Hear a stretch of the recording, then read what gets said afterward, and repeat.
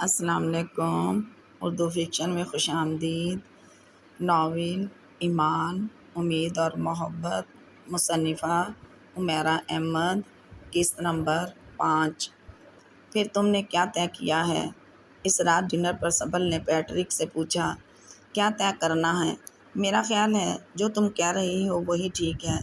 اس کا فیصلہ ڈیڈی کو ہی کرنا چاہیے، پیٹرک نے بڑے مطمئن انداز میں کہا۔ اس کی بات پر سبل مسکرائی۔ ڈینی جب بڑا ہوگا تو وہ ہم دونوں کے مذہب کا مطالعہ کرے گا۔ جس مذہب میں اسے زیادہ دلچسپی محسوس ہوگی اسے وہی اختیار کرنا چاہیے۔ کم از کم اس طرح اس کے ذہن میں کوئی الجھن نہیں ہوگی۔ میں نے اسی لیے تمہیں یہ مشورہ دیا تھا۔ ہاں ٹھیک ہے، مجھے کوئی اعتراض نہیں۔ میرا خیال تھا شاید تمہیں کوئی اعتراض ہوگا کیونکہ مجھ سے زیادہ مذہبی ہو۔ نہیں خیر، اتنا مذہبی نہیں جتنا تم سمجھ رہی ہو۔ مذہب اصل میں بہت وقت مانگتا ہے اور میرے پاس وقت کی کمی ہے۔ پھر بھی ہر ہفتے تم عبادت کے لیے تو باقاعدگی سے جاتے ہو، سبل نے اسے کچھ جتانے والے انداز میں کہا۔ ہاں جاتا ہوں۔ میرے لیے وہاں جانے کی اہمیت عبادت سے زیادہ ایک روایت کی حیثیت سے ہے۔ ماں باپ نے ایک عادت بنا دی ہے مگر مجھے اس روٹین سے الجھن نہیں ہوتی جہاں دوسرے بہت سے کام ہوتے ہیں۔ چلو یہ بھی صحیح، وہ کھانا کھاتے ہوئے اسے بتا رہا تھا۔ اتنی مصروف زندگی میں مذہب کے لیے وقت نکالنا واقعی بہت مشکل کام ہے۔ مجھے تمہاری اس روٹین پر بہت حیرت ہوتی ہے۔ خود مجھے تو ہفتے بلکہ مہینے میں ایک بار بھی چرچ جانا بہت مشکل لگتا ہے۔ سبل نے کندھے اچکار کر حیرت کا اظہار کرتے ہوئے کہا۔ میں نے کہا نا، مجھے عادت ہو چکی ہے ورنہ اور کوئی بات نہیں۔ پیٹرک کھانے سے تقریباً فارغ ہو چکا تھا۔ پیٹرک ایڈگر جرمنی کے ایک اچھے یہودی گھرانے سے تعلق رکھتا تھا۔ اس کا خاندان بہت کٹر قسم کے یہودیوں پر مشتمل تھا۔ پیٹرک کے ماں باپ بھی بہت زیادہ مذہبی تھے۔ اپنی ساری اولاد کو انہوں نے اسی راستے پر چلانے کی کوشش کی۔ ہٹلر کے زمانے میں جرمنی میں یہودیوں کو بڑے پیمانے پر قتل کرنے کے بعد باقی یہودیوں کو جلا وطن کر دیا گیا۔ پیٹرک کی فیملی بھی اسی زمانے میں امریکہ آ گئی تھی مگر جرمنی کے دو ٹکڑے ہونے کے بعد جب یہودیوں نے آہستہ آہستہ واپس جرمنی جانا شروع کیا تو پیٹرک کی فیملی بھی واپس چلی گئی۔ مگر پیٹرک نے اپنے ماں باپ کے ساتھ واپس جانے کے بجائے امریکہ میں ہی سیٹل ہونے کا فیصلہ کیا۔ ماں باپ کی مخالفت اور ناراضگی کے باوجود وہ اپنے اس فیصلے پر قائم رہا۔ امریکہ میں اس کو اپنے لیے سب کچھ خود ہی کرنا پڑا کیونکہ اس کی فیملی واپس جا چکی تھی اور واپس جانے کے بعد وہ نئے سرے سے وہاں سیٹل ہونے کی کوشش کر رہے تھے۔ اس لیے ان کے لیے ممکن نہیں تھا کہ وہ پیٹرک کی کسی بھی طرح سے مالی مدد کرتے۔ پیٹرک نے میکینیکل انجینئرنگ کرنے کے کچھ عرصہ بعد ایک بہت اچھی امریکن کمپنی میں ملازمت کر لی۔ اس ملازمت کے کچھ عرصے کے بعد جب وہ اپنے والدین کے پاس 2 ہفتے کی چھٹیاں گزارنے جرمنی آیا ہوا تھا تو اس کی ملاقات سبل سے ہوئی۔ سبل ایک ٹرکش عیسائی تھی۔ پیٹرک کی طرح وہ بھی اپنے والدین کے ساتھ جرمنی میں آ کر سیٹل ہو گئی تھی۔ دونوں کے درمیان فرق صرف یہ تھا کہ پیٹرک کا آبائی وطن جرمنی ہی تھا اور سبل کا آبائی وطن ترکی تھا۔ دونوں کے درمیان بڑی تیزی سے روابط بڑھے اور پھر یہ روابط شادی کے پرپوزل تک آ گئے۔ شادی کے اس پرپوزل پر دونوں کے خاندانوں نے سخت ناراضگی کا اظہار کیا تھا۔ پیٹرک کے والدین چونکہ کٹر یہودی تھے اس لیے وہ پیٹرک کی شادی بھی اپنی کمیونٹی کی کسی لڑکی سے کرنا چاہتے تھے۔ دوسری طرف سبل ایک کیتھولک گھرانے سے تعلق رکھتی تھی اور یہودیوں کے بارے میں اس کے ماں باپ کو بہت زیادہ اعتراضات تھے۔ وہ چاہتے تھے کہ وہ کسی عیسائی فیملی میں ہی شادی کرے مگر دونوں اپنے خاندان کے اختلافات کے باوجود شادی کر لی۔ شادی کے بعد سبل پیٹرک کے ساتھ امریکہ آ گئی اور وہاں اس نے ایک معروف ادارے میں جرمن ٹرانسپلانٹر کے طور پر کام شروع کر دیا۔ کافی عرصے تک دونوں کے خاندان اس شادی پر ناراض ہی رہے مگر پھر آہستہ آہستہ دونوں کے خاندان نے اس شادی کو قبول کر لیا۔ پیٹرک اور سبل میں بہت سی باتیں مشترکہ تھیں۔ دونوں کے خاندان مذہبی اور کٹر تھے۔ ان کی تربیت ایک مخصوص ماحول میں ہوئی تھی جہاں اخلاقیات کو بہت اہمیت دی جاتی تھی۔ دونوں ہی بہت سوشل نہیں تھے۔ شاید اس کی وجہ بھی یہی تھی کہ ان کے خاندان میں ہر کسی سے میل جول بڑھانے کا رواج نہیں تھا۔ بہت سے معاملات کے بارے میں ان کا نقطۂ نظر خاصا قدامت پرست تھا۔ سبل کی پیدائش اور پرورش ترکی میں ہوئی تھی اور اس پر اس معاشرے کا خاصا اثر تھا جس میں اس نے پرورش پائی تھی۔ لباس کے معاملے میں وہ لاشعوری طور پر بہت محتاط ہو گئی تھی۔ مغربی معاشرے میں رہنے کے باوجود وہ اپنے لباس کو پسند نہیں کرتی تھی جو اس کے جسم کو پوری طرح سے ڈھانپ نہ سکتا ہو اور ایسا لباس پہننے سے وہ ہمیشہ گریزاں رہتی تھی۔ پیٹرک بھی اس معاملے میں خاصا قدامت پرست تھا۔ وہ خود بھی سبل کو اس طرح کے کپڑوں میں دیکھنا پسند نہیں کرتا تھا۔ دونوں شراب پیتے تھے مگر اس کا استعمال صرف کسی فنکشن میں ہی کرتے تھے۔ سبل کے ذہن پر اس معاملے میں اپنے والدین کے بچپن سے دیے جانے والے بعض کا خاصا اثر تھا، اور یہی وجہ تھی کہ جب پیٹرک بعض دفعہ گھر میں بھی شراب پینے کی کوشش کرتا تو وہ اسے روک دیا کرتی تھی۔ دونوں کا حلقہ باب محدود تھا، اور وہ بھی انہی لوگوں پر مشتمل تھا جو انہی کی طرح کے کچھ اخلاقی قدریں رکھتے تھے۔ دونوں کی زندگی میں کسی نہ کسی حد تک مذہب کا عمل دخل رہا تھا، اور امریکہ میں رہنے کے باوجود یہ عمل دخل کم نہیں ہوا تھا۔ شاید اگر وہ امریکہ میں کچھ زیادہ عرصہ گزارتے تو ان کے طرز زندگی میں اور خیالات میں نمایاں تبدیلیاں آ جاتیں، مگر امریکہ میں آ جانے کے 1-1.5 سال بعد ہی پیٹرک کی کمپنی نے اسے اردن میں بھجوا دیا، جہاں وہ کچھ بہت بڑے تعمیراتی پروجیکٹس کے لیے 3 سال رہا۔ 3 سال کے بعد اسے مڈل ایسٹ کے ہی ایک اور ملک مراکش میں بھیج دیا گیا۔ وہاں اس کا قیام 2 سال رہا، اور پھر یہ سلسلہ چل نکلا۔ ان دونوں کو مڈل ایسٹ اور ایشیا کے بہت سے ملکوں میں رہنے کا اتفاق ہوا، اور ان میں سے زیادہ تر ممالک مسلم تھے۔ یورپ یا امریکہ میں لمبے قیام کا انہیں موقع نہیں ملا، اس لیے ان کی قدامت پرستی نہ صرف برقرار رہی بلکہ اس میں کسی حد تک اضافہ بھی ہوا۔ سبل مختلف ممالک میں قیام کے دوران مختلف سفارت خانوں کے تحت چلنے والے اسکولز میں پڑھاتی رہی۔ وہ ایک بہت مہربان اور فیاض قسم کی لڑکی تھی۔ پیٹرک کے ساتھ اس کی بہت اچھی انڈرسٹینڈنگ تھی، اور مذہب کے فرق کے باوجود اس کے ساتھ ایک بہت اچھی زندگی گزار رہی تھی۔ مذہب کے بارے میں دونوں بہت زیادہ بات نہیں کرتے تھے۔ مذہبی روایات کی پیروی کرنے کے باوجود مذہبی رسومات پر عمل کرنا ان کے لیے خاصا مشکل ہو گیا تھا، اور آہستہ آہستہ مذہب ان کی زندگی میں ثانوی حیثیت اختیار کر گیا۔ ڈینڈل کی پیدائش مراکش میں ہوئی، اور اس کی پیدائش پر پہلی بار پیٹرک اور سبل اس الجھن کا شکار ہوئے کہ ڈینڈل کو کس مذہب کا اختیار کرنا چاہیے۔ دونوں کی خواہش تھی کہ وہ ان کے مذہب کو اختیار کرے، مگر دونوں ہی ایک دوسرے کے سامنے اس خواہش کا اظہار کرنے سے جھجکتے تھے، اور اس کشمکش میں ڈینڈل کسی مذہب کو اختیار کیے بغیر ہی پرورش پانے لگا۔ پہلی بار دونوں کے درمیان ڈینڈل کے مذہب کے بارے میں تب بات ہوئی جب پیٹرک سبل کے ساتھ چھٹیوں میں جرمنی گیا تھا۔ پیٹرک اور سبل کے ماں باپ نے ڈینڈل کو پہلی بار دیکھا تھا۔ ڈینڈل اس وقت 2 سال کا تھا۔ پیٹرک کے والدین کو اتفاقاً یہ پتہ چل گیا۔ پیٹرک نے ڈینڈل کے مذہب کے حوالے سے ابھی کچھ طے نہیں کیا۔ اس بات نے انہیں بھڑکا دیا تھا۔ وہ تمہارا بیٹا ہے، اسے یہودی ہونا چاہیے۔ اس معاملے میں کسی دوسری سوچ کا سوال ہی پیدا نہیں ہوتا۔ اس کے باپ نے سختی سے پیٹرک سے کہا، آپ ٹھیک کہہ رہے ہیں، مگر آپ جانتے ہیں کہ سبل کیتھولک ہے، اور اس طرح میں ڈینڈل کے مذہب کے بارے میں اپنی مرضی سے کوئی فیصلہ کرنے کی کوشش کروں گا تو اسے اعتراض ہوگا۔ پیٹرک نے وضاحت پیش کی، میں اسی لیے چاہتا تھا کہ تم سبل سے شادی نہ کرو۔ اس کے باپ کے اشتعال میں اور اضافہ ہو گیا تھا۔ بہرحال سبل کو اس معاملے میں بولنے کا کوئی حق نہیں ہے۔ اولاد ہمیشہ وہی مذہب اختیار کرتی ہے جو باپ کا مذہب ہوتا ہے۔ یہ ضروری نہیں ہے ڈیڈی، اولاد کو وہی مذہب اختیار کرنا چاہیے جو اس کو اپنی طرف متوجہ کرے، جس میں اسے دلچسپی محسوس ہو۔ پیٹرک نے ان کے غصے کو کم کرنے کی کوشش کی، مگر اس کوشش نے الٹا اثر کیا تھا۔ ایڈگر کچھ اور بھڑک گیا، مجھے عقل سکھانے کی کوشش مت کرو، تمہارا دماغ میں یہ خناس بٹھانے والی تمہاری بیوی ہے۔ تم اپنے بیٹے کی یہودی نہیں بناؤ گے تو کیا کیتھولک بناؤ گے؟ اس بارے میں ابھی ہم دونوں نے کچھ طے نہیں کیا۔ تم دونوں کو کچھ طے کرنے کی ضرورت بھی نہیں ہے۔ وہ ایک پیدائشی یہودی ہے اور یہودی ہی رہے گا، ایڈگر نے فیصلہ کرتے ہوئے کہا۔ پیٹرک نے ان سے مزید بحث کرنا مناسب نہیں سمجھا اور خاموش ہو گیا، مگر جرمنی سے واپس آنے کے فوراً بعد اس نے سبل سے اس سلسلے میں بات کی۔ ہمیں ڈینڈل کے بارے میں کچھ طے نہیں کرنا چاہیے۔ وہ کون سا مذہب اختیار کرتا ہے یہ اس کے ہاتھ میں دے دینا چاہیے۔ بہت ممکن ہے کہ اب ہم اس کے لیے جس مذہب کا انتخاب کریں، بڑا ہو کر وہ اس کے بجائے دوسرے مذہب کی طرف راغب ہو جائے۔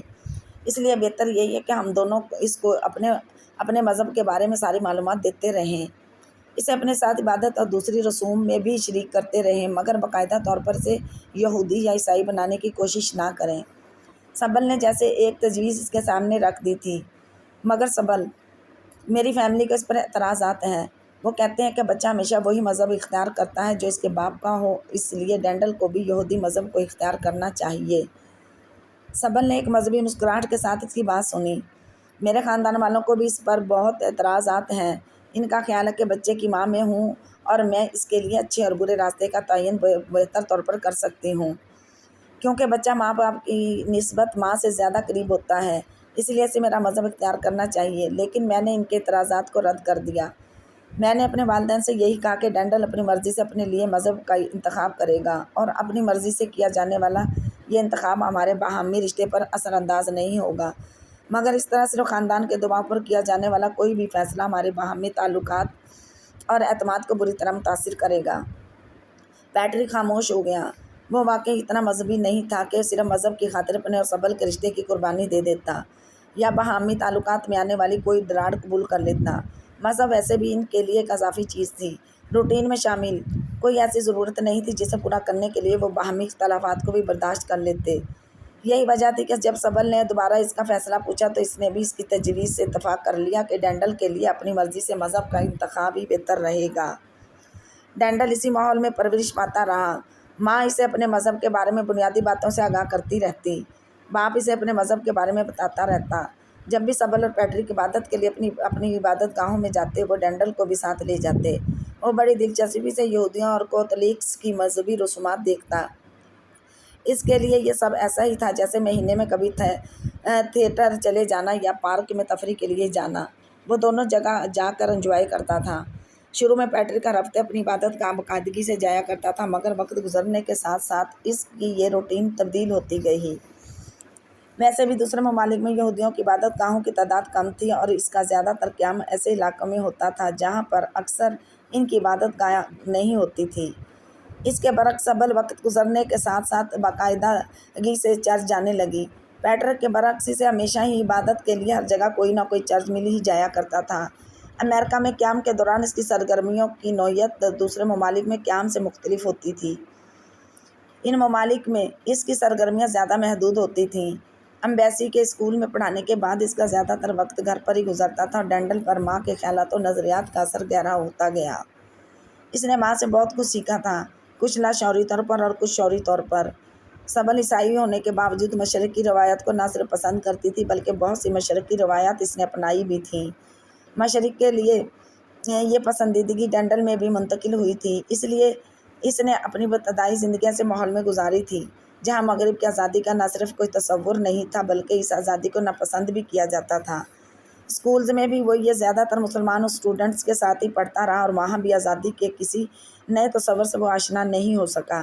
گھر آنے کے بعد وہ سارا وقت سبل کے ساتھ ہی گزارا کرتا رہا تھا، کیونکہ غیر ملکی ہونے کی حیثیت سے سبل اور پیٹرک باہر آمد و رفت میں خاصے محتاط تھے۔ ان کا آنا جانا مخصوص فیملیز میں تھا۔ ڈینڈل اگر کبھی سیر و تفریح کے لیے کہیں جاتا بھی تو سبل اور پیٹرک کے ساتھ ہی۔ 15 سال کی عمر میں وہ واپس امریکہ آیا تھا اور امریکہ آ کر وہ ایڈجسٹمنٹ کے پرابلم سے دوچار ہونے لگا تھا۔ امریکہ میں آ کر ملنے والی آزادی کو پسند کرنے کے بجائے وہ ناپسند کرنے لگا تھا۔ اس کے لیے یہ ایک ایسی دنیا تھی جو اس کے نظریات سے میچ نہیں کرتی تھی۔ ماں باپ کی طرح وہ بھی خاصا ریزیور تھا اور اس کی یہ عادت خوبی کے بجائے ایک خامی کی طرح اسے ہر جگہ بہت زیادہ نمایاں کرنے لگی۔ پاپا، میں واپس انڈیا جانا چاہتا ہوں، اس نے امریکہ آنے کے بعد ایک دن پیٹرک سے کہا تھا۔ پیٹرک کی آخری پوسٹنگ انڈیا میں ہوئی جہاں وہ 2 سال قیام کے دوران وہ دارجلنگ کے ایک بورڈنگ میں پڑھتا رہا تھا۔ پیٹرک نے کچھ حیرت سے اسے دیکھا۔ کیوں ڈینڈل؟ میں یہاں نہیں رہ سکتا، یہاں سب کچھ بہت عجیب ہے۔ اسکول میں میرے کلاس فیلوز ڈرگز استعمال کرتے ہیں اور وہ کہتے رک گیا، مجھے ان کی عادتیں اور حرکتیں پسند نہیں ہیں۔ پیٹرک نے اسے غور سے دیکھا، وہ بہت بے چین اور مایوس نظر آیا تھا۔ میں جانتا ہوں ڈینڈل، یہاں کا ماحول کچھ اور طرح کا ہے، مگر تمہیں خود کو اس کا عادی بنانا چاہیے کیونکہ اب تمہیں اعلیٰ تعلیم یہیں حاصل کرنی ہے۔ پاپا، مجھے اسکول کا ماحول پسند نہیں ہے، میں تمہیں کسی دوسرے بہتر اسکول میں داخل کروا دیتا ہوں۔ پاپا، مجھے یہاں کی زندگی پسند نہیں ہے، میں یہاں ایڈجسٹ نہیں ہو سکتا، مجھے لگتا ہے میں کسی ایلین طرح کی غلط جگہ پر آ گیا ہوں۔ میرے کلاس فیلوز میرا مذاق اڑاتے ہیں، بےہودہ باتیں کرتے ہیں، تم انہیں نظر انداز کر دیا کرو۔ ہر جگہ اپنا ایک مخصوص کلچر ہوتا ہے، یہاں کا طرز زندگی یہی ہے۔ سبل نے پہلی بار گفتگو میں حصہ لیتے ہوئے کہا، لیکن ممی، مجھے یہ سب پسند نہیں ہے۔ مجھے بھی نہیں ہے، مگر بہرحال ہمیں یہیں رہنا ہے۔ سبل نے کہا، آپ مجھے انڈیا بھیج دیں، میں اپنا اسے لیوز وہاں سے کر لوں گا، اس کے بعد پھر کسی بھی یونیورسٹی میں یہاں آ جاؤں گا۔ وہاں تعلیم کا معیار اچھا نہیں ہے، بلکہ کسی بھی ایشیائی ملک میں ایسا نہیں ہے۔ تمہیں یہاں رہ کر اپنا ہائی اسکول مکمل کرنا ہوگا۔ اس کے بعد تم اپنی مرضی کی یونیورسٹی میں چلے جانا۔ ان 2-4 سالوں میں تم یہاں ایڈجسٹ ہو جاؤ گے، پھر یونیورسٹی میں تعلیم کے دوران تمہیں ایڈجسٹمنٹ کی کوئی پرابلم نہیں ہوگی۔ سبل نے اسے سمجھاتے ہوئے کہا، ویسے بھی تمہیں جاب کرنی ہوگی اور اچھی جاب تمہیں کسی ایشیائی ملک میں نہیں مل سکتی۔ جہاں تک کلاس فیلوز کی حرکتوں یا عادتوں کی تعلق ہے، تمہیں ان سے اتنا میل جول بڑھانے کی ضرورت نہیں ہے۔ وہ اگر تمہارا مذاق اڑاتے ہیں تو اڑانے دو۔ جن لوگوں میں اخلاقیات کی کمی ہوتی ہے وہ اپنے رویے اور طور طریقے سے یہ بتاتے رہتے ہیں کہ وہ کتنی خامیوں کا مجموعہ ہیں۔ اب انہیں کاؤنٹر کرنے کے لیے ضروری نہیں ہوتا کہ دوسرا بھی اپنا ویلیوز کو چھوڑ دے۔ انہیں ان کے راستے پر چلنے دو اور تم اپنے راستے پر چلتے رہو، سبل نے اسے سمجھایا۔ اس دن ماں کی باتیں اس نے بہت غور سے سنی اور ہمیشہ کی طرح ذہن میں بٹھا لی۔ پھر آہستہ آہستہ وہ خود کو اس نئے ماحول میں ایڈجسٹ کرنے لگا تھا۔ اسٹڈیز میں وہ بچپن سے ہی بہت اچھا تھا اور چند ماہ کے اندر ہی وہ اپنی کلاس میں بھی یہی ظاہر کرنے میں کامیاب ہو گیا تھا۔ اس کے امریکن سٹائل سے مختلف اطوار نے جہاں پہلے سے مذاق کا نشانہ بنوایا تھا، وقت گزارنے کے ساتھ ساتھ ہی وہی اطوار اس کی ایک امتیازی خوبی بن گئے تھے۔ اس نے بچپن سے برٹش اور اوورسیز اسکولز میں تعلیم پائی تھی اور امریکیوں کے برعکس وہ نک سیکھ سے درست انگلش زبان کا استعمال کرتا تھا۔ انگلش کے ساتھ ساتھ وہ جرمن زبان میں بھی لکھ اور پڑھ لیا کرتا تھا، جبکہ عربی اور کسی حد تک اردو زبان بھی وہ بول لیتا تھا، اگرچہ وہ ان زبانوں میں لکھ یا پڑھ نہیں سکتا تھا۔ اس کی اس خصوصیت کے انکشاف نے یکدم ہی اسے اپنی کلاس اور کسی حد تک اسکول میں پاپولر کر دیا تھا۔ لینگویج کی کلاس میں ایک دن اتفاقاً اس کے ٹیچر کو اس بات کا پتہ چلا تھا کہ وہ جرمن زبان پر بھی دسترس رکھتا ہے۔ تو ڈینڈل، تم 2 زبانوں کو استعمال کر سکتے ہو، ٹیچر نے اسے سراہتے ہوئے کہا۔ 2 نہیں 4، عربی اور اردو بھی۔ اگرچہ میں انہیں لکھ پڑھ نہیں سکتا مگر اس میں گفتگو کر سکتا ہوں، مدھم آواز میں کہے گئے جملے نے یکدم ہی پوری کلاس کو سر موڑ کر اس کی طرف متوجہ ہونے پر مجبور کر دیا۔ ان کی آنکھوں میں حیرت کے ساتھ ساتھ ستائش بھی تھی۔ 4 زبانیں؟ زبردست! مگر 4 زبانیں کیسے؟ میرا مطلب ہے عربی اور اردو۔ میرے ڈیڈی بہت عرصے سے مڈل ایسٹ اور ایشیا کے ممالک میں کام کرتے رہے ہیں۔ میری پیدائش بھی مراکش میں ہوئی، اس لیے عربی بولنا آ گئی اور پچھلے 2 سال سے ہم لوگ انڈیا میں تھے۔ وہاں لوگوں سے بات چیت انگلش یا اردو میں ہی ہوتی تھی، اس لیے اس کو بھی استعمال کرنا آ گیا۔ اردو یا ہندی؟ ٹیچر نے وضاحت چاہی۔ جو بھی سمجھ لیں، ڈینڈل نے کندھے جھکاتے ہوئے کہا۔ تمہارا ذہن بہت زرخیز ہے ڈینڈل، انہوں نے بے اختیار اس کی تعریف کرتے ہوئے کہا۔ وہ اپنی تعریف پر مسکرا کر چھپ گیا۔ اس دن اسکول کے کیفیٹیریا میں ہر ایک کسی کے بارے میں بات کر رہا تھا۔ لڑکیوں کی اس میں دلچسپی یکدم بڑھ گئی تھی۔ اس کے خد و خال ویسے بھی صنف نازک کے لیے خاصی کشش کا باعث تھے۔ ٹرکش ماں اور جرمن باپ کی ساری اچھی خصوصیات اس میں آئی تھیں۔ گرم ممالک میں رہنے کی وجہ سے اس کی رنگت بھی بالکل سفید ہونے کے بجائے ہلکی گندم ہو گئی تھی۔ ڈارک براؤن آنکھوں اور جیٹ بلیک بالوں کے ساتھ اس رنگت نے اس کو اس پورے ہجوم میں مختلف کر دیا تھا۔ اسکول کے شروعی دنوں میں اسی کے جس شرمیلے پن، کم گوئی اور ریزیور ہونے کی خصوصیات اسے کلاس فیلوز کے مذاق کا نشانہ بنایا تھا، اب وہی اس کا چارم بن گئے تھے۔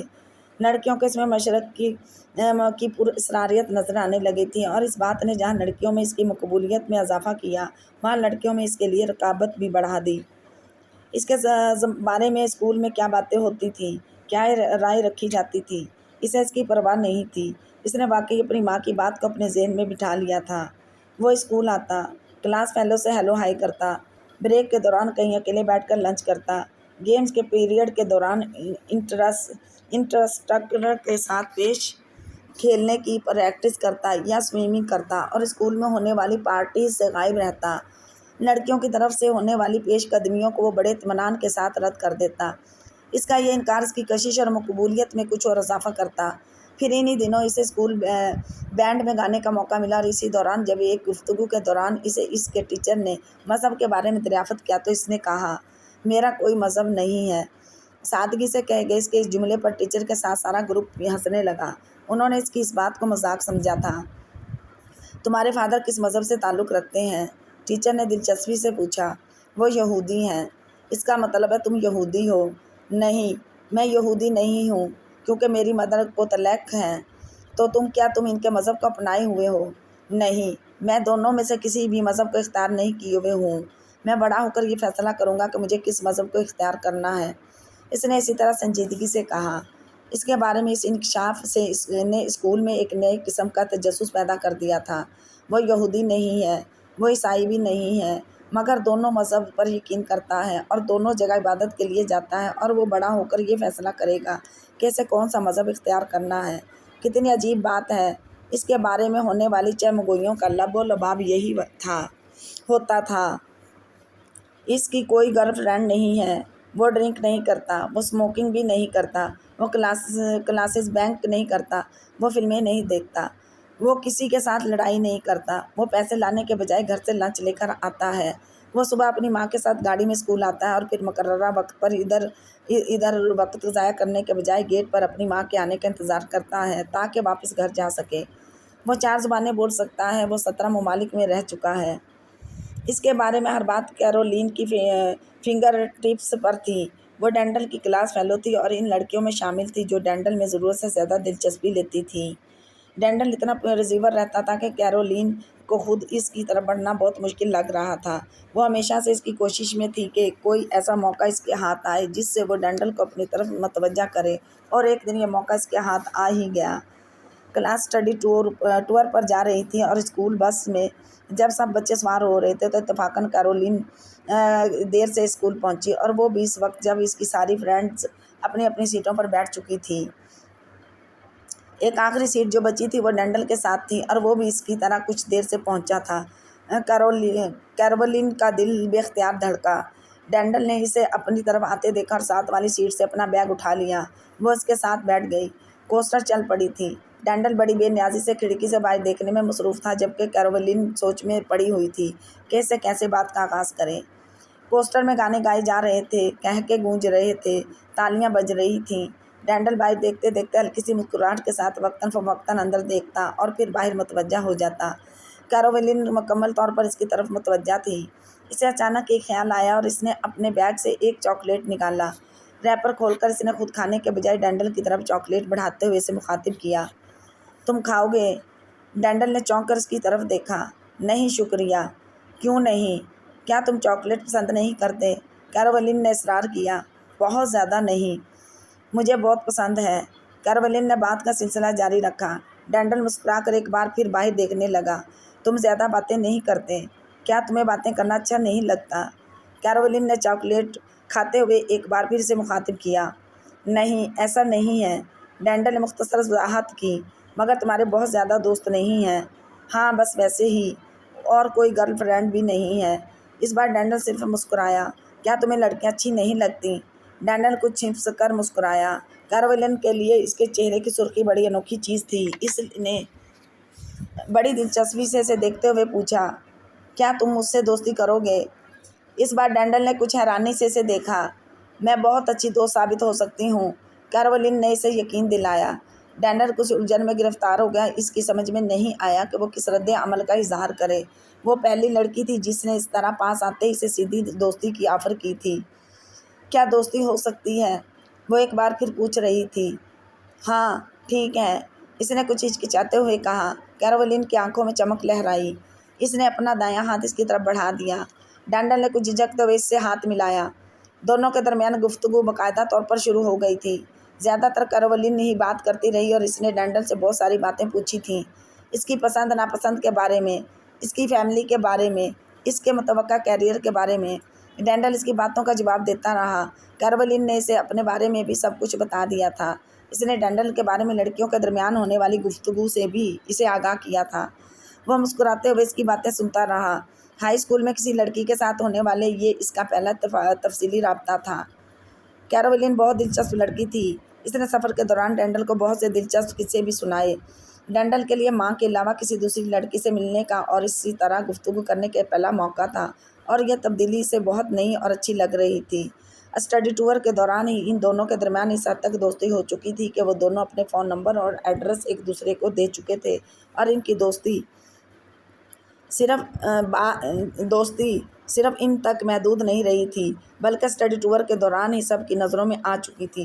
ڈینڈل پہلی بار کسی لڑکی سے اتنی دیر تک گفتگو کرتا رہا تھا، اور وہ بھی مسکراتے ہوئے، اور کیرولین پورے ٹور کے دوران اس کے ساتھ ہی لگی رہی تھی۔ کلاس کی لڑکیوں کے لیے یہ جیسے ایک شوق تھا۔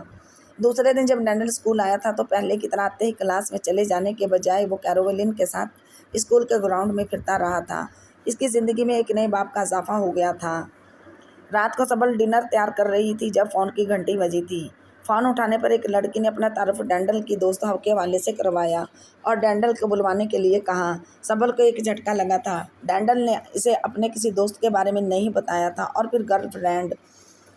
वो बेहद हैरान हुई। वो डैंडल के कमरे की तरफ गई। वो दरवाज़ा खटखटा कर वो अंदर दाखिल हुई। डैंडल स्टडी टेबल पर बैठा कुछ लिख रहा था। इसने मुड़कर माँ की तरफ देखा। तुम्हारा फ़ोन है, सबल ने गौर से इसे देखते हुए कहा। मेरा फ़ोन? वो कुछ हैरान हुआ। हाँ, तुम्हारी दोस्त है कैरोलिन।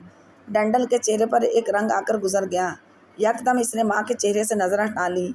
मैं अभी आता हूँ, इसने मध्यम आवाज़ में कहा। सबल कुछ कहे बगैर इसके कमरे से निकल आई।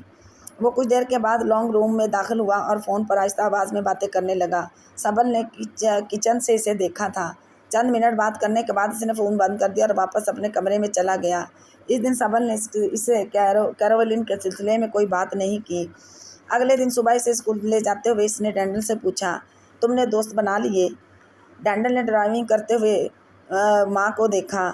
ज़्यादा नहीं, बस एक। सबल ने मुस्कुरा कर से देखते हुए कहा। कैरोलिन? वो भी जवाबन स्वाति अंदाज में मुस्कुराया। कैसी लड़की है? बहुत अच्छी है, वो छिपते हुए बोला। इसकी फैमिली कैसी है? इसके फादर वकील हैं, माँ सोशल वर्कर है, एक छोटा भाई है, वो भी हमारे स्कूल में है। डैंडल ने माँ को तफसीलात बताईं। तुम्हारी दोस्ती कैसे हुई? सबल ने सरसरी अंदाज में पूछा।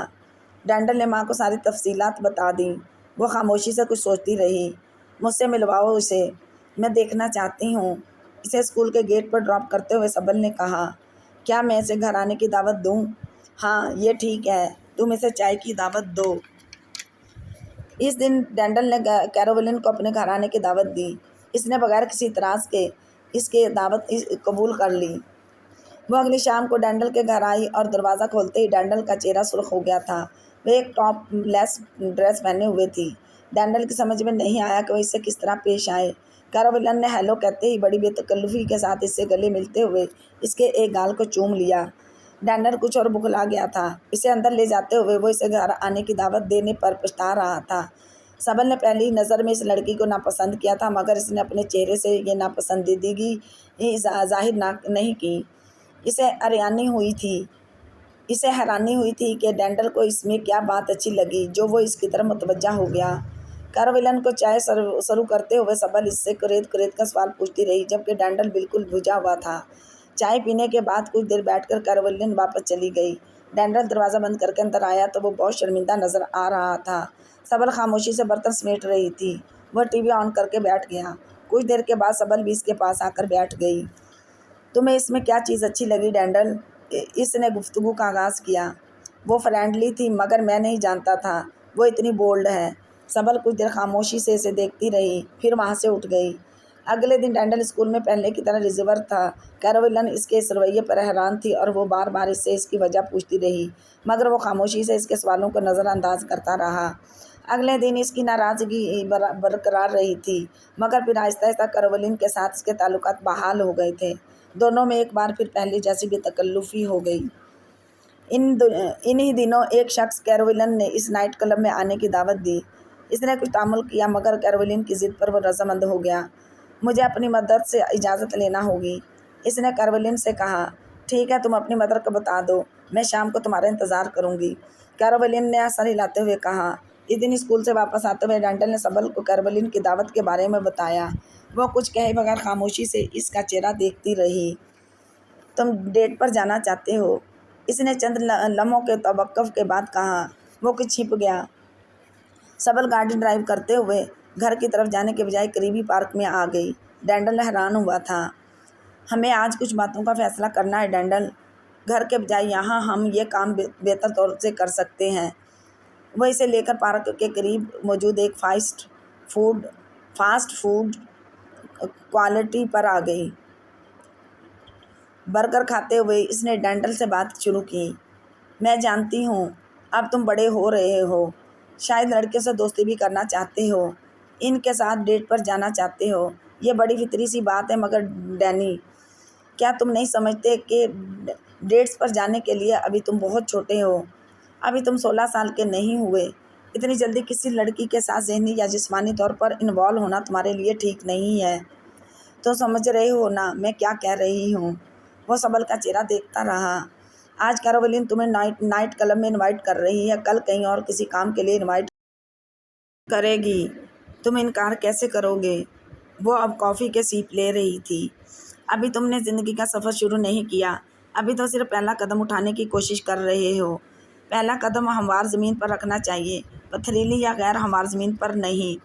میں یہ نہیں کہتی کہ تم لڑکیوں سے دوستی مت کرو، تم لڑکیوں سے دوستی کرو، مگر اپنے لیے کچھ حدود کا تعین کر لو کہ عمر کے کس حصے تک تمہیں کسی لڑکی سے کیسے تعلقات رکھنے ہیں، اور جب تم بڑے ہو جاؤ، اپنا کیریئر اسٹیبلش کر لو تو ٹھیک ہے، پھر تم اس معاملے میں بھی اپنے لیے فیصلہ کر سکتے ہو، مگر ابھی نہیں۔ وہ بے حد سنجیدگی سے ماں کی بات سن رہا تھا۔ کیروولین جیسی بہت سی لڑکیاں تمہاری طرف بڑھیں گی، کیا تم ہر ایک کے ساتھ اسی طرح ڈیٹ پر جایا کرو گے؟ تمہیں یاد ہے نا، یہاں آ کر تم نے اسی چیز کے بارے میں سب سے پہلے شکایت کی تھی۔ سبل نے سے کچھ یاد دلاتے ہوئے کہا۔ تمہاری انفرادیت یہ ہے ڈینڈل کہ تم ان سرگرمیوں میں انوالو نہیں ہوئے، اسی لیے تم سب کو مختلف اور منفرد لگتے ہو۔ لڑکیوں کو بھی اسی وجہ سے تم میں کشش محسوس ہوتی ہے، اور جب تم بھی انہی سرگرمیوں کو اپنا لو گے تو تمہاری کشش ختم ہو جائے گی، پھر تم بھی ہجوم کا حصہ بن جاؤ گے۔ تمہارے اسکول میں بہت سے ڈینڈل ہوں گے، تم بھی انہی میں سے ایک بن جاؤ گے۔ مجھے تم بس اتنا سمجھانا تھا۔ اگر پھر بھی تم کیروولین کے ساتھ ڈیٹ پر جانا چاہتے ہو تو ٹھیک ہے، مجھے کوئی اعتراض نہیں۔ سبل نے بات ختم کر دی تھی۔ آپ کو میرا اس طرح جانا پسند نہیں ہے؟ ڈینڈل نے ساری بات سن کر بڑے پرسکون انداز میں سر اٹھا کر پوچھا۔ نہیں، مجھے اس عمر میں تمہارا اس طرح لڑکیوں کے ساتھ جانا پسند نہیں ہے، سبل نے صاف گوئی سے کہا۔ تو ٹھیک ہے، میں نہیں جاؤں گا، اور یہ میں اس لیے نہیں کروں گا کہ میری انفرادیت یا کشش ختم ہو جائے گی، یہ میں صرف اس لیے کروں گا کیونکہ آپ اس بات کو پسند نہیں کرتی اور میں آپ کی خواہشات کا احترام کرنا چاہتا ہوں، بالکل ویسے ہی جیسے ہمیشہ سے کرتا آ رہا ہوں۔ اس نے سنجیدگی سے جیسے بات ختم کر دی۔ سبل کی آنکھوں میں ایک چمک نمودار ہوئی تھی۔ اسے بے اختیار ڈینڈل پر فخر ہوا۔ اس شام اس نے کیروولین کو فون پر انکار کرتے ہوئے بتا دیا تھا کہ وہ آئندہ بھی اس کے ساتھ کہیں نہیں جا سکتا۔ وہ بگڑ گئی تھی اور اس نے فون پٹخ دیا۔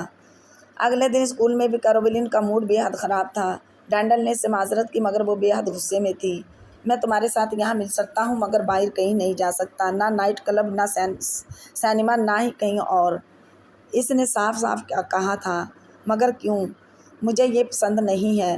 وہ شعلہ بار نظروں سے اسے دیکھتی اور پھر پاؤں پٹکتی ہوئی وہاں سے چلی گئی۔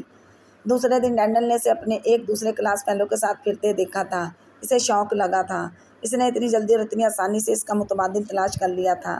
اس کا ڈپریشن چند دنوں کے بعد اس وقت کچھ اور بڑھ گیا تھا جب اسکول کے گراؤنڈ میں اس نے ان دونوں کو ایک دوسرے کے ساتھ ضرورت سے زیادہ بے تکلفی کا مظاہرہ کرتے ہوئے دیکھا۔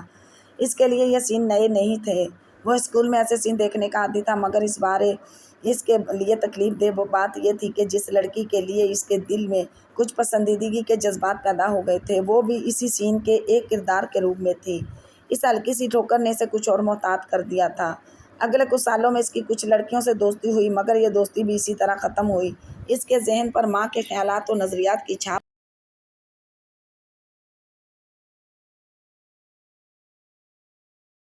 بہت گہری ہوتی گئی۔ جس سال اس نے ہارورڈ میں ایڈمیشن لیا تھا، اس سال اس کے مذہب کا ایک بار پھر ڈسکس کیا گیا۔ اب تم اتنے بڑے ہو چکے ہو ڈینڈل کہ اپنے لیے ایک باقاعدہ مذہب کا انتخاب کر سکو، تمہیں اب کسی ایک مذہب کے بارے میں فیصلہ کر لینا چاہیے۔ اس شام سبل نے پیٹرک کے سامنے اس سے کہا تھا۔ ہاں میں جانتا ہوں ممی، لیکن میرے لیے ابھی بھی کچھ طے کرنا مشکل ہے۔ میں اسٹڈیز میں اتنا مصروف ہو چکا ہوں کہ اب تو بہت عرصے سے عبادت کے لیے آپ میں سے کسی کے ساتھ بھی نہیں جا سکا۔ ابھی مجھے کچھ وقت دیں تاکہ میں غور کر سکوں کہ مجھے اپنے لیے کس مذہب کا انتخاب کرنا ہے۔ ڈینڈل نے کافی پیتے ہوئے کہا۔ تم اب اس قابل ہو چکے ہو کہ اس بارے میں کوئی فیصلہ کر سکو، آخر اور وقت کیوں چاہتے ہو؟ سبل نے اعتراض کیا۔ میں ابھی بھی کنفیوژن کا شکار ہوں اور کوئی فیصلہ بھی کنفیوژن کی حالت میں نہیں کرنا چاہتا، اس نے وضاحت کرتے ہوئے کہا۔ میں چاہتا ہوں میں تعلیم مکمل کر لوں، اگر تعلیم مکمل کرنے کے دوران میں اپنے معاملے میں کسی فیصلے پر پہنچ گیا تو میں آپ کو بتا دوں گا، ورنہ تعلیم مکمل کرنے کے بعد یقیناً اس بارے میں کچھ نہ کچھ ضرور طے کر لوں گا۔ اس نے سبل اور پیٹرک کو یقین دلایا تھا۔ یہ معاملہ ایک بار پھر ملتوی ہو گیا۔ ہارورڈ میں MBA کرنے کے دوران اس کے ساتھ کچھ ایشیائی لڑکیاں بھی زیر تعلیم تھیں، جن میں کچھ مسلمان بھی تھیں۔ لاشعوری طور پر اسے ان لڑکیوں میں بہت کشش محسوس ہوتی تھی۔ شاید اس کی وجہ یہ تھی کہ جس ماحول میں اس نے اپنا سارا بچپن گزارا تھا، اس ماحول کے اپنی شخصیت پر اثرات ہونے کی وجہ سے وہ ذہنی طور پر خود ان لڑکیوں سے زیادہ قریب محسوس کرتا تھا۔ ہارورڈ میں ہی پہلی بار اس نے باقاعدہ طور پر اپنے لیے ایک پارٹنر کی تلاش شروع کی تھی۔ یہی تلاش اسے کھیتی کے پاس لے گئی تھی۔ دونوں کے درمیان بہت جلد اچھی دوستی ہو گئی، پھر یہ دوستی آہستہ آہستہ رومانس میں تبدیل ہونے لگی تھی۔ جب ایک چھوٹے سے واقعے نے اس کی زندگی میں ہلچل مچا دی تھی۔ وہ ایک رات کھیتی کے ساتھ فلم دیکھنے گیا تھا۔ وہاں ٹکٹ ونڈو سے اپنے اور کھیتی کے لیے ٹکٹ لے رہا تھا۔ کھیتی پیچھے ہی کھڑی رہی تھی۔ اسے ٹکٹ لینے میں چند منٹ لگے۔ جب ٹکٹ لینے کے بعد وہ پیچھے مڑا تو اسے کھیتی نظر نہیں آئی۔ وہ متلاشی نظروں سے اسے دیکھنے لگا۔ ٹکٹ لینے کے لیے وہاں موجود قطار سے کچھ فاصلے پر کھیتی ایک شخص کے گلے میں باہیں ڈالے بڑی بے تکلفی سے مصروف گفتگو تھی۔ وہ شخص بھی اس کی کمر کے گرد بازو پھیلائے ہوئے تھے۔ ڈینڈل کچھ لمحے اپنی جگہ سے ہل نہیں سکا۔ کھیتی کچھ منٹ اس شخص کے ساتھ مصروف گفتگو رہی، پھر ان دونوں نے بڑی بے تکلفی سے ایک دوسرے کو چوما اور کھیتی واپس اس کی طرف آ گئی۔ ڈینڈل کو دیکھ کر اس کے ہونٹوں پر ایک مسکراہٹ نمودار ہوئی، مگر ڈینڈل سرد نظروں سے اسے دیکھتا رہا۔ وہ اس کے پاس آ گئی۔ یہ شخص کون تھا؟ اس نے چھٹتے ہی اس سے پوچھا۔ اور رچرڈ، اوہ رچرڈ، یہ میرے بوائے فرینڈ تھا۔ ڈینڈل کو اپنا خون گرم ہوتا ہوا محسوس ہوا۔ تم نے مجھے کبھی یہ نہیں بتایا کہ تمہارا کوئی بوائے فرینڈ تھا۔ تم نے کبھی پوچھا ہی نہیں۔ کھیتی نے بڑے اطمینان سے جواب دیا۔ آؤ اندر چلیں۔ اس نے قدم بڑھایا۔ ڈینڈل وہیں کھڑا رہا۔ نہیں، ہم فلم دیکھنے نہیں جائیں گے، ہم باہر چل کر کچھ باتیں کریں گے، سرد آواز میں کہتے ہوئے اس نے باہر کی طرف قدم بڑھا دیے۔ تمہیں یکدم کیا ہو گیا ڈینڈل؟ وہ کچھ حیران ہوتی ہوئی اس کے پیچھے آئی۔ تم نے مجھے اس شخص کے بارے میں کیوں نہیں بتایا؟ اس نے باہر آتے ہی تیز آواز میں اس سے کہا۔ میں نے ضرورت محسوس نہیں کی، اور پھر اس سے کیا فرق پڑتا ہے؟ ویسے بھی اب وہ میرا بوائے فرینڈ نہیں ہے۔ مگر وہ تمہارا بوائے فرینڈ تھا، وہ چلایا۔ چلانے کی ضرورت نہیں ہے۔ کھیتی کا لہجہ یکدم سرد ہو گیا۔ کون میرا بوائے فرینڈ تھا اور کون نہیں، اسے تمہیں کوئی دلچسپی نہیں ہونی چاہیے۔ بالکل اسی طرح جس طرح مجھے تمہاری سابقہ گرل فرینڈ سے کوئی دلچسپی نہیں رہی۔ میری کبھی کوئی گرل فرینڈ نہیں رہی۔ کھیتی نے اس کی بات پر ایک طنزیہ قہقہ لگایا۔ واقعی گوتم بدھ رہے ہو تم؟ وہ خون کے گھونٹ پی کر رہ گیا۔ میں تمہارے بارے میں بات کر رہا ہوں۔ میرے بہت سے بوائے فرینڈ رہے ہیں۔ میں تمہیں کس کا بتاؤں اور کیوں بتاؤں؟ یہ میرا ذاتی معاملہ ہے۔ تم اپنے کام سے کام رکھو۔ وہ اس سے کچھ لمحے دیکھتا رہا، پھر اس نے ہاتھ میں پکڑے ہوئے دونوں ٹکٹ اس کے منہ پر مارے۔ پھر میرے ساتھ فلم دیکھنے کے بجائے اسی شخص کو ساتھ لے جاؤ۔ وہ مڑنے لگا تو کھیتی نے ایک جھٹکے سے اس کا بازو اپنی طرف کھینچا۔ تم ایک چھوٹے ذہن کے گھٹیا آدمی ہو، اپنا منہ بند رکھو۔ وہ گررایا۔ میں اپنا منہ بند نہیں رکھوں گی۔ تمہیں ہر بات پر اعتراض ہے، میرے کپڑوں پر، میری باتوں پر، میرے بوائے فرینڈز پر۔ میں ایسی لڑکی سے شادی نہیں کر سکتا جس کے بوائے فرینڈز ہوں۔ تو پھر تم یہاں کیوں کھڑے ہو؟ جاؤ، میرے بجائے کسی جاہل پردے میں چھپی ہوئی کسی مسلم عورت سے شادی کرو، جو ساری عمر تمہاری انگلی پکڑ کر چلے اور تمہارے علاوہ کسی دوسرے مرد کا منہ دیکھنے کی جرات نہ کرے۔ اس کا لہجہ بے حد زہریلا تھا۔ ڈینڈل کو خود پر قابو پانا مشکل ہو رہا تھا۔ وہ ایسا بندہ نہیں تھا جو چھوٹی چھوٹی باتوں پر بھڑک اٹھے، مگر اس وقت وہ خود بھی اپنے جذبات کو نہیں سمجھ پا رہا تھا۔ اس نے کھیتی سے کچھ کہنے کے بجائے ایک جھٹکے سے اپنا بازو چھڑوایا اور تیزی کے ساتھ پارکنگ کی طرف بڑھ گیا۔ اپنے پیچھے اس نے کھیتی کو چلاتے ہوئے کچھ گالیاں بکتے سنا تھا۔ وہ اس پر توجہ دینے کے بجائے کھولتا ہوا اپنی گاڑی کی طرف بڑھ گیا۔ اگلے کئی ہفتے کھیتی کے جملے اس کے ذہن میں گونجتے رہے تھے۔ ایک بار پھر وہ وہیں پہنچ گیا تھا جہاں سے چلا تھا۔ دوبارہ اس نے کسی مغربی لڑکی سے تعلقات بڑھانے کی کوشش نہیں کی۔ MBA کے آخری سال میں وہ دانستہ طور پر ایک انڈین لڑکی کی طرف متوجہ ہو گیا تھا۔ وہ جیتا اسکالرشپ پر وہاں آئی تھی، اور یونیورسٹی کے ایک فنکشن میں ہی ڈینڈل سے اس کی ملاقات ہوئی۔ دونوں ایک دوسرے میں دلچسپی محسوس ہوئی۔ ڈینڈل اب کسی مشرقی لڑکی کے ساتھ ہی شادی کرنا چاہتا تھا اور وہ جیتا میں اسے وہ خوبیاں نظر آئی تھیں جو وہ اپنی بیوی کو میں دیکھنا چاہتا تھا۔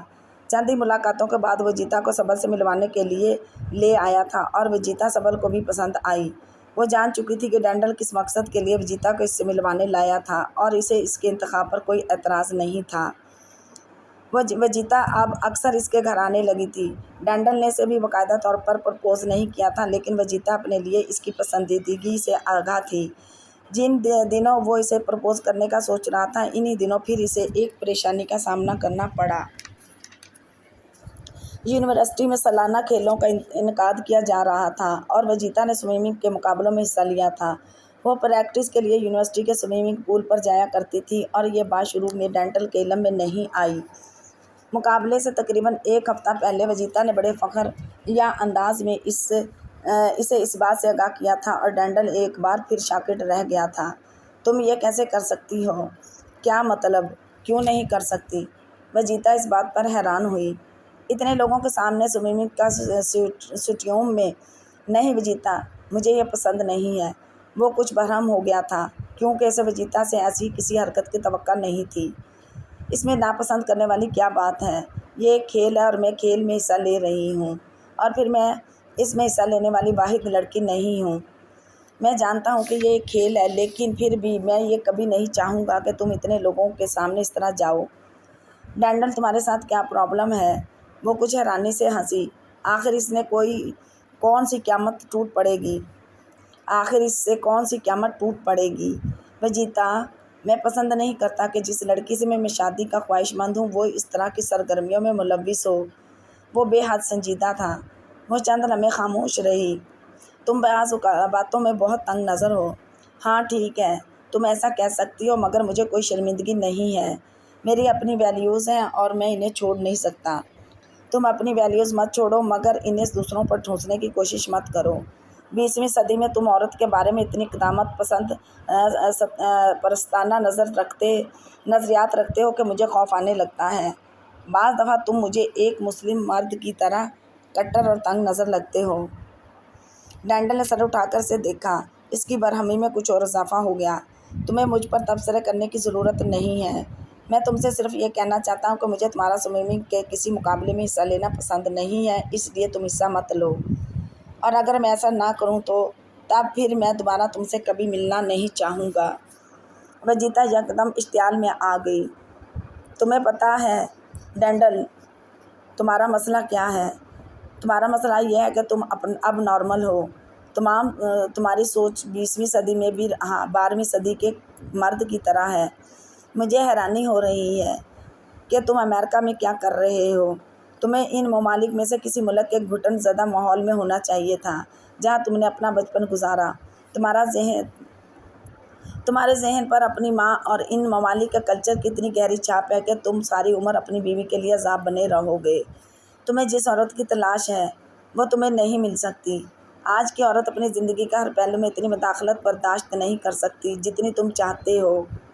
اپنی ویلیوز کے اس بارے میں پٹارے کے ساتھ تم اپنے لیے بھی مسائل کھڑے کر رہے ہو اور دوسروں کے لیے بھی۔ بہتر ہے کہ تم اپنی سو کالڈ ویلیوز میں تبدیلی لاؤ یا پھر امریکہ میں ایک بیوی کی تلاش چھوڑ دو۔ ہم وہ عورتیں نہیں ہیں جن کی گردنوں پر پیر رکھ کر تم انہیں اپنی مرضی سے زندگی گزارنے سے روک دو۔ ہر عورت تمہاری ماں کی طرح بے وقوف نہیں ہوتی جو اپنی اولاد کو ویلیوز کے انجیکشن دے دے کر اسے زندگی میں کچھ کرنے کے قابل ہی نہیں چھوڑتی۔ جو شخص ایک عورت کو اتنی آزادی نہیں دے سکتا وہ اپنی مرضی کا لباس پہن سکے، وہ اسے گھر کے اندر رکھ کر کون سی زندگی دے گا؟ مجبوری اور بے بسی کی۔ تمہیں مجھ سے یہ کہنے کی ضرورت نہیں ہے کہ تم مجھ سے دوبارہ نہیں ملو گے۔ میں خود دوبارہ تم سے ملنا نہیں چاہتی۔ وہ اسے وہیں چھوڑ کر غصے کی حالت میں اٹھ کر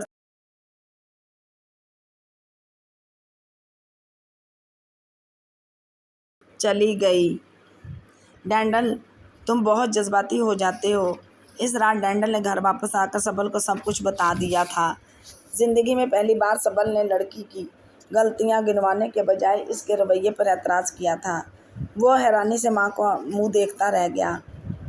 اس کا سوئمنگ کے مقابلے میں حصہ لینا کوئی ایسی معیوب بات تو نہیں تھی۔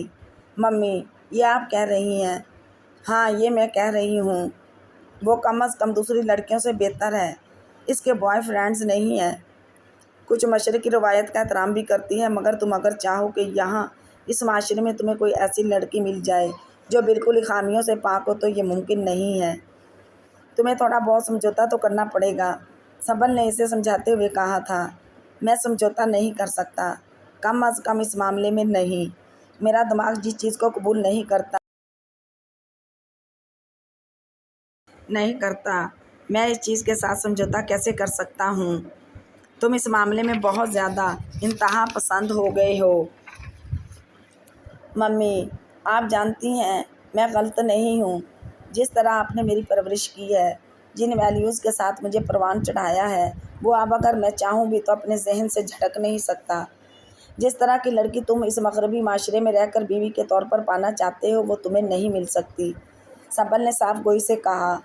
تو ٹھیک ہے، کسی ایسی لڑکی کے ساتھ زندگی گزارنے کے بجائے جس کا عمل میری ویلیوز سے میچ نہ کرتا ہو، میں تنہا زندگی گزارنا پسند کروں گا۔ سبل حیرانی سے اس کا منہ دیکھتی رہ گئی۔ ڈینڈل، تمہارا دماغ ٹھیک ہے؟ ہاں، بالکل ٹھیک ہے۔ میں اب یہ میچ میکنگ کرتے کرتے تنگ آ گیا ہوں۔ لڑکیاں ٹھیک کہتی ہیں کہ میں بہت قدامت پرست اور متعصب ہوں، مگر میں ان دونوں چیزوں کے بارے میں کچھ نہیں کر سکتا۔ میں ساری عمر ایسا ہی رہوں گا۔ میں کسی ایسی عورت کو اپنی زندگی میں لانے کے لیے تیار نہیں جس کا جسم ایک پبلک پراپرٹی بن چکا ہو، جس کے بوائے فرینڈز ہوں، جو سوئمنگ کاسٹیوم پہن کر لوگوں سے داد وصول کرے، جو میرے سامنے کسی دوسرے مرد کے ساتھ بے تکلفی کے مظاہرے کرے۔ اب اس کے لیے کوئی مجھے قدامت پرست کہے یا متعصب یا تنگ نظر، مجھے پرواہ نہیں ہے۔ ایسی عورت کو گھر میں رکھ کر کوڑنے سے بہتر ہے کہ بندہ آزاد رہے۔ اتنی انتہا پسند انسان کو کہیں نہیں لے جاتی۔ میں انتہا پسند نہیں ہوں ممی، کیا دنیا میں ایسی عورتیں نہیں پائی جاتی؟ آپ بھی تو ہیں، مجھے آپ جیسی عورت کی تلاش ہے۔ آپ بھی تو مغربی ہیں، ماڈرن ہیں، پڑھی لکھی ہیں، مگر پھر بھی آپ کے پاس وہ ویلیوز ہیں جو ایک عورت کو عورت بناتی ہیں۔ پھر ہم لوگ مسلم ممالک میں رہے ہیں، وہاں بھی تو عورتیں ہیں، ساری عورتیں نہ صحیح مگر اکثریت تو انہی ویلیوز کی مالک ہیں جن کی میں بات کر رہا ہوں۔ پھر آپ کو یہ کیوں لگ رہا ہے کہ کسی ایسی چیز کا مطالبہ کر رہا ہوں جو دنیا میں ہے ہی نہیں؟ وہ پہلی بار ماں سے بحث کر رہا تھا۔ ڈینڈل، میری بات اور تھی۔ میرے ماں باپ کوتھلک تھے، آزاد خیال نہیں تھے، خاص ماحول میں میری پرورش ہوئی، اسی لیے مجھے کبھی بھی عورت کی اتنی آزادی اور بے باکی پسند نہیں آئی۔ خوش قسمتی سے تمہارے والد سے شادی ہوئی اور وہ بھی انہی خیالات کے مالک تھے، اس لیے میرے لیے کوئی مسئلہ نہیں ہوا۔ لیکن اگر پیٹرک بہت زیادہ آزاد خیال ہوتے تو پھر مجھے بھی ویسا ہی ہونا پڑتا۔ پھر زندگی زیادہ تر وہاں گزری جہاں بہت زیادہ بے باکی لوگوں کی نظروں میں خامی ہوتی ہے، خوبی نہیں۔ اس لیے تم میرے مثال نہ دو۔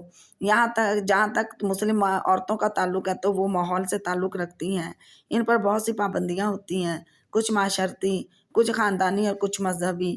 وہ چاہتے ہوئے بھی بہت کچھ نہیں کر پاتی، یا یہ سمجھ لو کہ ان کی روایات انہیں اجازت نہیں دیتی۔ ہمارے اور ان کے مذہب اور کلچر میں بہت فرق ہوتا ہے، اس لیے تم ان کی مثال بھی مت دو۔ تم اس معاشرے کی بات کرو جہاں تم رہ رہے ہو، جہاں کی عورت سے تمہیں شادی کرنی ہے۔ سبل نے اسے سمجھانے کی کوشش کی تھی۔ مجھے یہ معاشرہ پسند نہیں ہے اور یہ بات آپ اچھی طرح جانتی ہیں، اور نہ ہی مجھے اس معاشرے کی کسی نمائندہ عورت سے شادی کرنی ہے۔ پھر کیا کرو گے تم؟ کچھ بھی نہیں، جس طرح زندگی گزار رہا ہوں گزارتا رہوں گا، شادی کے بغیر۔ ہاں، شادی کے بغیر بہت مشکل ہوگا تمہارے لیے۔ شادی کر کے میرے لیے زیادہ مشکل ہو جائے گی۔ سبل نے پہلی بار اسے اس طرح ضد کرتے دیکھا تھا اور وہ اپنی ضد پر قائم رہا تھا۔ سبل اور پیٹرک کی کوشش کے باوجود اس نے وجیتا سے تعلقات بحال کیے تھے، نہ ہی کسی اور لڑکی کے روابط بڑھانے کی کوشش کی۔ MBA کرنے کے بعد اسے ایک ملٹی نیشنل کمپنی میں جاب مل گئی تھی اور وہ لندن چلا گیا۔ 1 سال لندن رہنے کے بعد اس کی پوسٹنگ پاکستان میں ہوئی تھی اور وہ باخوشی یہاں آ گیا۔ نوعمری کے زمانے میں وہ ماں باپ کے ساتھ ہندوستان میں رہ چکا تھا اور اس زمانے میں وہ پاکستان کے بارے میں بھی تھوڑی بہت واقفیت رکھنے لگا تھا۔ پھر امریکہ میں دوران تعلیم میں بھی اس کے کچھ کلاس فیلوز پاکستان سے تعلق رکھتے تھے، اس لیے اسے پاکستان کے بارے میں کافی معلومات تھیں اور وہ ذہنی طور پر کسی کشمکش کا شکار بھی نہیں تھا۔